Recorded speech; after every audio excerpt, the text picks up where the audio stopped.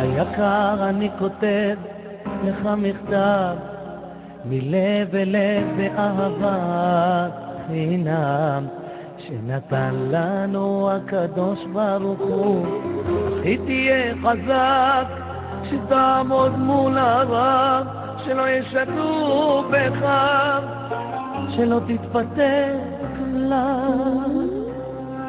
שתהיה בך ענווה, שמחה ואמונה. בורא עולם כל כך אוהב אותך,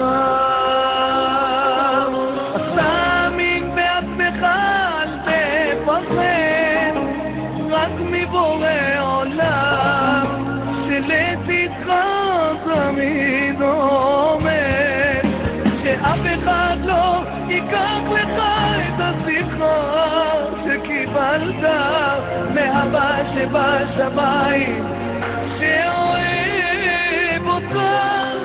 אחי אתה